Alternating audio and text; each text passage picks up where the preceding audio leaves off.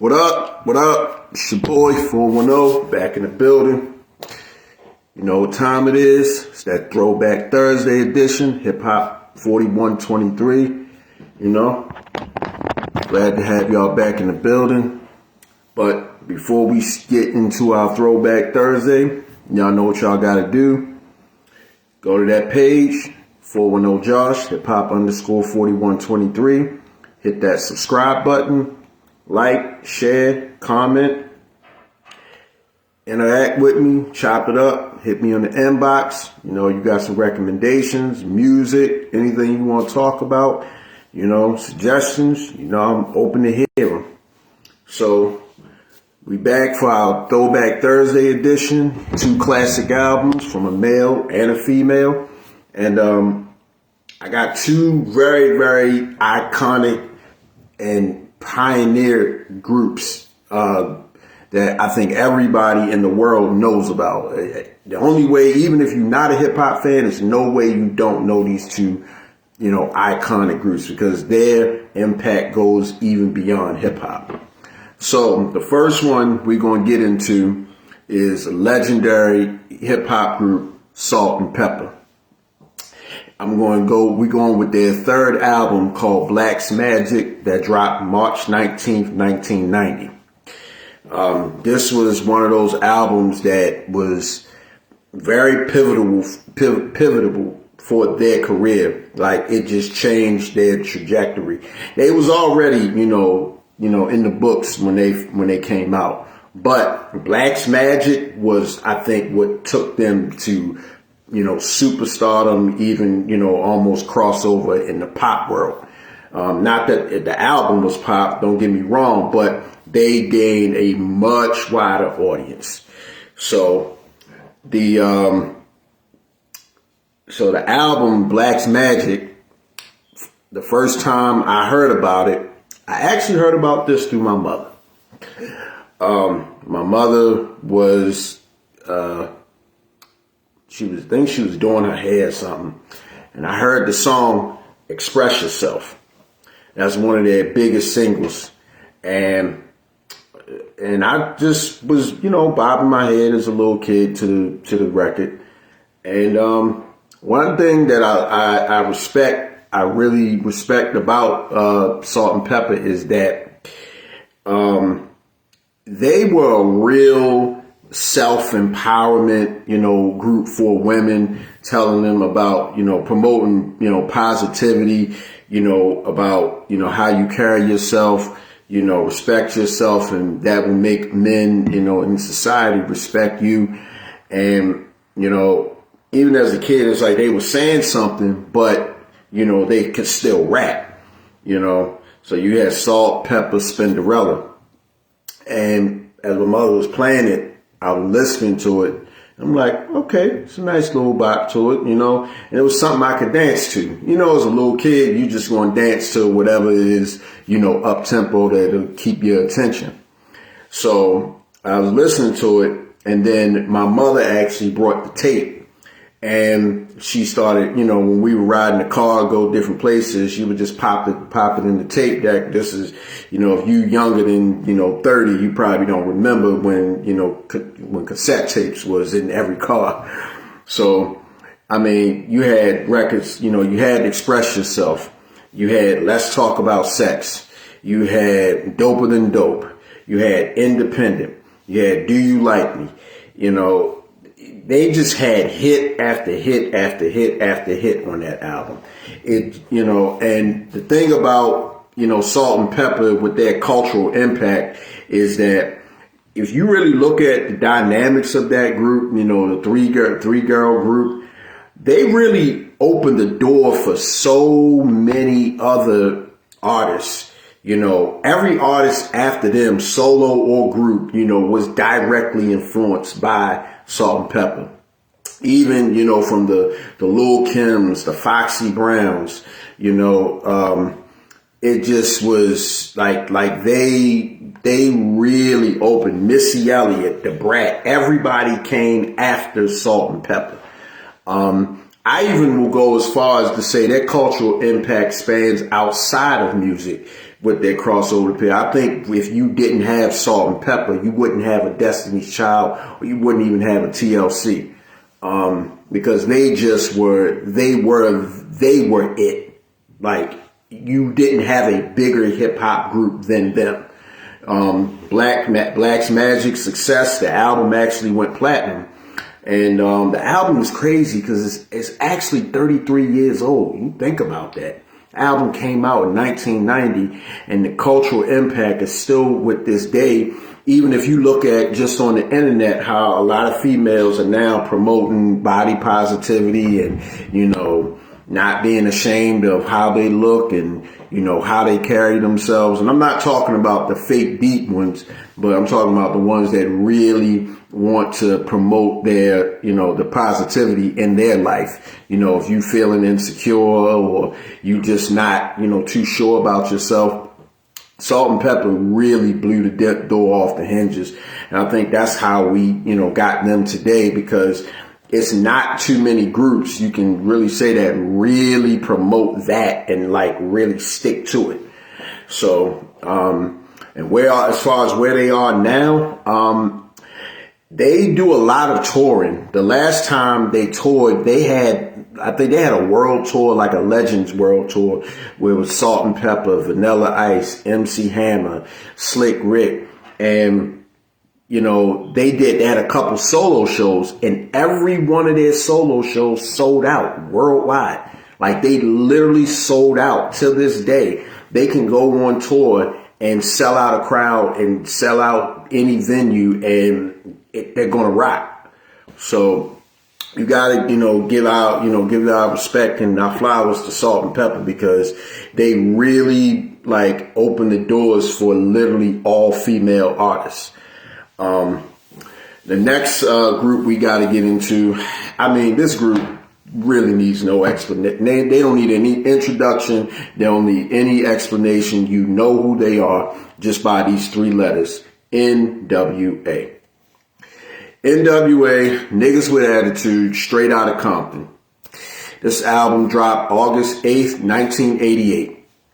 So this album would roughly be 30... Let me see. Let me make sure I do the math right. This album would be 35 years old. So, I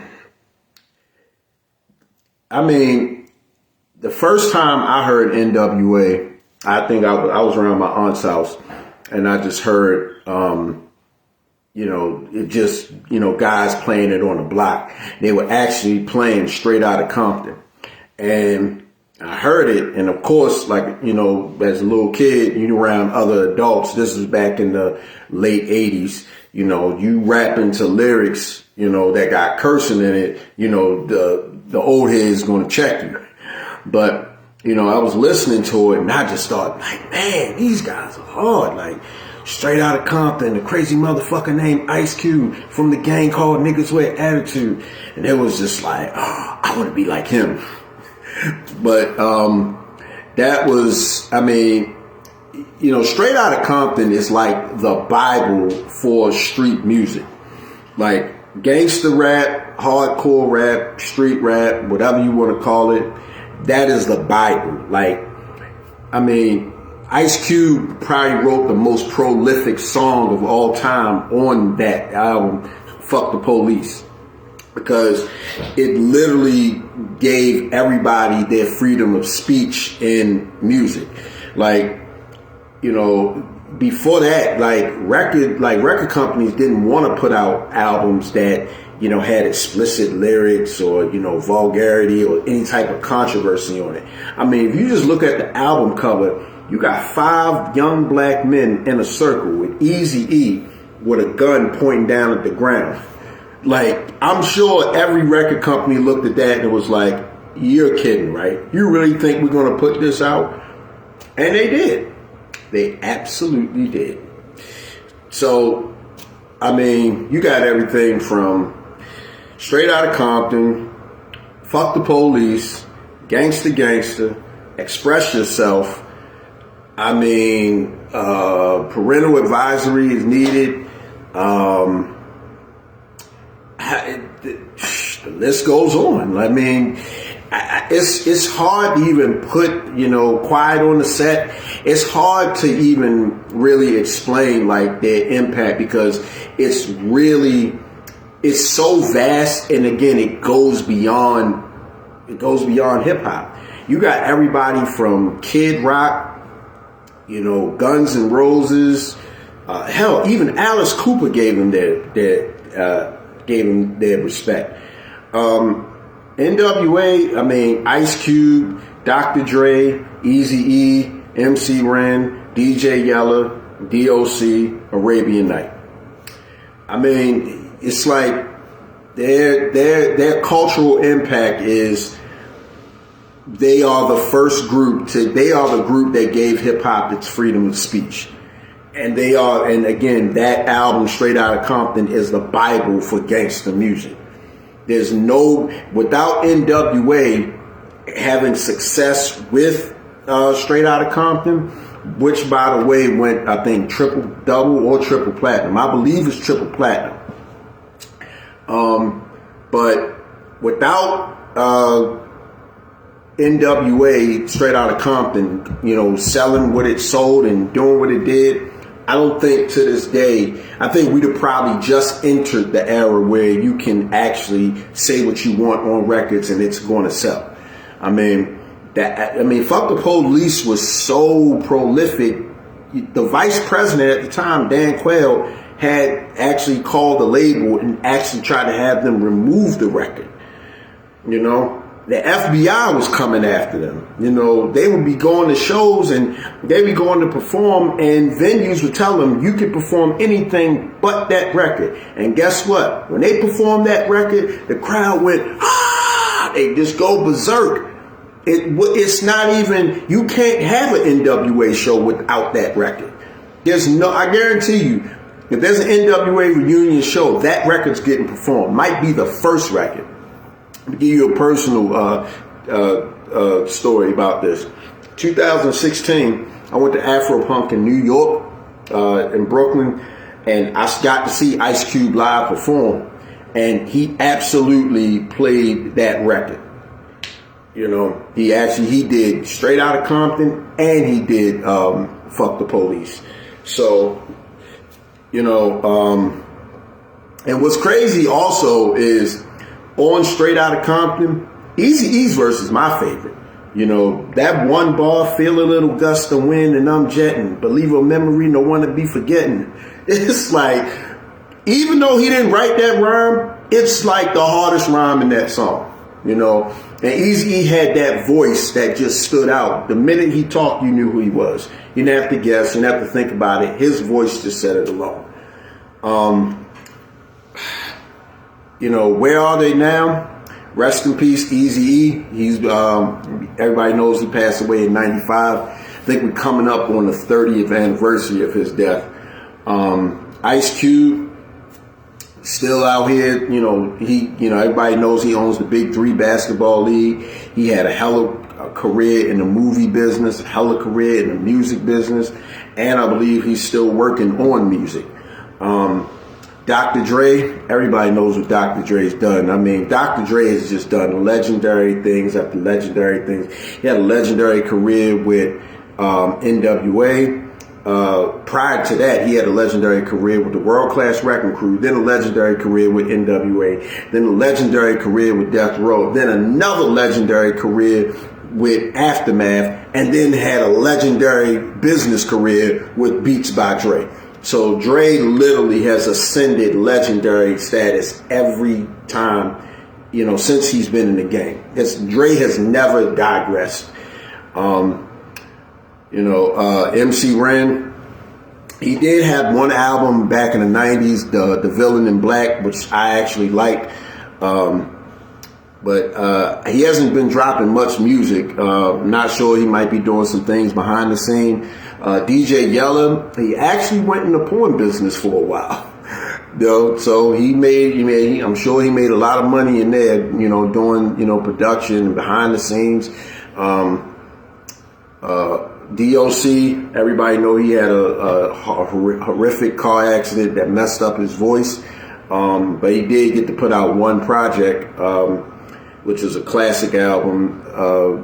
No One Can Do It Better. And then actually he did a lot of writing behind the scenes. And now, because of this AI technology, which I'm not a big fan of, I actually don't really like it, but in his instance, I do support it. He's going to use AI technology to put out an album using his voice. And then Arabian Prince, he did a lot of production behind the scenes, a lot of songwriting. He actually had I know he had some legal issues with the Ruthless Records estate, trying to get paid for records that he wrote, but he still managed to stay afloat and have a great career. NWA and Salt and Pepper, they two legendary, iconic hip hop groups that literally shifted hip hop when they came out. Like, without Salt and Pepper and NWA doing what they did, hip hop would be very different than what you know it now, because there's a lot of artists that took from them.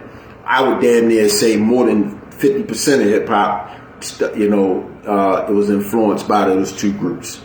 So let's hop on the chat and let's see who we got live in the building. Give y'all shout outs. As always, Lynette Stevens, thank you, love, for coming through. Appreciate it. Man, Str8 Robinson, what up, homie? I'm here. Appreciate you coming through, bro. My man, Los Beaufort, sorry about that. I'm good, fam. Appreciate you coming through. Dre, I didn't care too much for Salt and Pepper. I'm gonna listen to it later. Yeah, man, you gotta check that out. It's one of those albums you gotta go back and get that nostalgic feeling for it. Say Los, say I remember my cousin having the tape, I Love Express Yourself. Yup, me too. Classic record, not even a debate. Faith Barbie, thank you for coming through. Appreciate the support. Let's see. Okay.